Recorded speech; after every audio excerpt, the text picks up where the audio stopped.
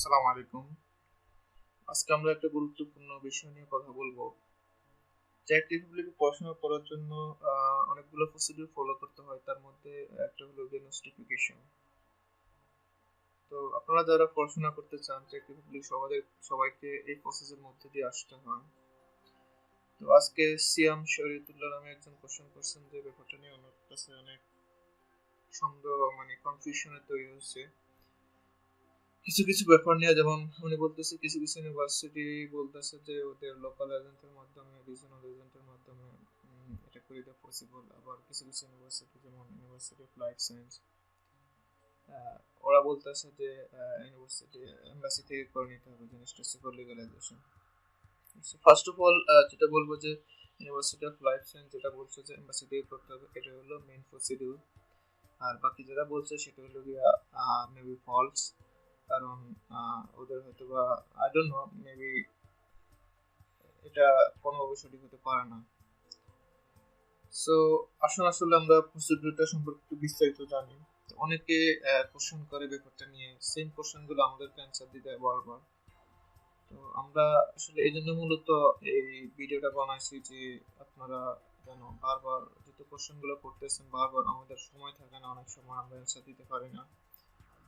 তো এই জন্য ভিডিওটা করে রাখি যেন আপনাদের জন্য বেটার হয় কোশ্চেনটা, এই ব্যাপারটা নিয়ে যেন টোটালি ক্লিয়ার থাকেন। ফার্স্ট অফ অল যেটা করতে হবে আপনাদেরকে, আপনারা যদি ব্যাচেলরের জন্য অ্যাপ্লাই করতে চান সেক্ষেত্রে আপনাদের এসএসসি ইন্টারের সার্টিফিকেট গুলা, মার্কশিট গুলা এবং কত ঘন্টা করছেন এরকম আওয়ার্স অফ কমপ্লিশন এরকম একটা সার্টিফিকেট নিতে হয়। তো এই পাঁচটা জিনিস নিয়ে আপনারা first of all education board থেকে অ্যাটেস্টেড করে নিতে হবে, দেন এডুকেশন মিনিস্ট্রি থেকে করতে হবে, দেন ফরেন মিনিস্ট্রি থেকে করতে হবে।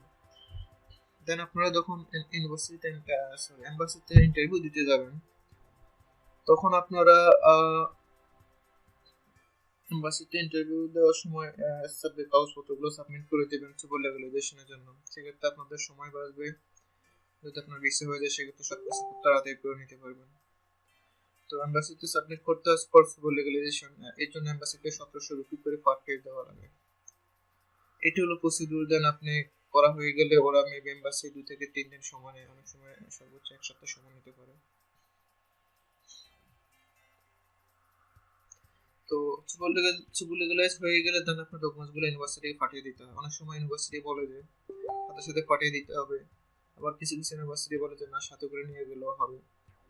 আর তবে আবার কিছু কিছু ইউনিভার্সিটি আছে যেগুলো আগে করে নিতে হয়, যেমন মেন্টাল ইউনিভার্সিটি ইন বর্নো।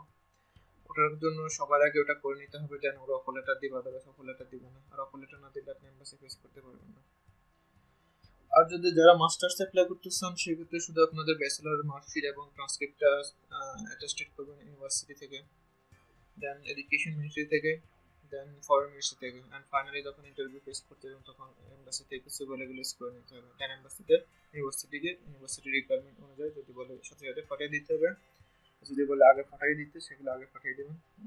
আর যদি বলে যে সাথে করে নিয়ে এগুলো হবে সেটা সাথে করে নিয়ে এগুলো হবে।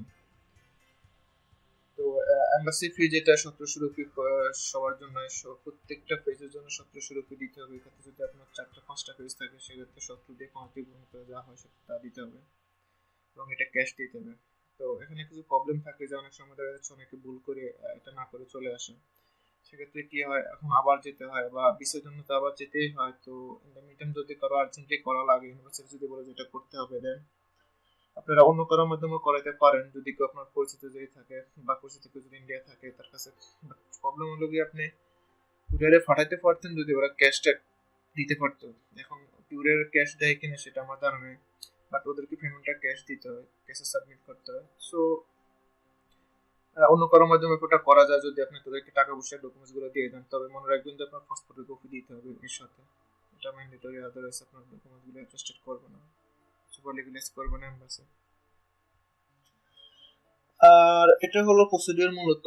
সো আপনাদের আসলে কনফিউশনটা হোপফুলি সবার কনফিউশন যেটা আছে ব্যাপারটা নিয়ে সবগুলো ক্লিয়ার হয়ে যাবে। আর আমরা আসলে অনেক সময় সময় দিতে পারি না কারণ এখানে সবাই ব্যস্ত থাকে। আর এখানে টাইম জোন, ওয়েদার সবকিছু একটু প্রতিকূল। সো সবকিছু ব্যাপার নিয়ে আমাদের অনেক প্রবলেম থাকে। সেজন্য মূলত ভিডিওটা করা। অ্যান্ড আশা করি আপনাদের সবার উপকার আসবে। এরপর যদি কোনো প্রবলেম ফেস করেন দেন আমাদের ডকুমেন্টসগুলো আছে, গ্রুপের ডকুমেন্টসগুলো দেখতে পারেন। এরপরে যদি না পান দেন কমেন্ট করেন, আমরা আমাদের সাধ্য অনুযায়ী চেষ্টা করবো আনসার দিতে। আশা করি আপনাদের কাজে আসবে আমার কথাগুলো। ভালো থাকবেন সবাই, আল্লাহ হাফেজ।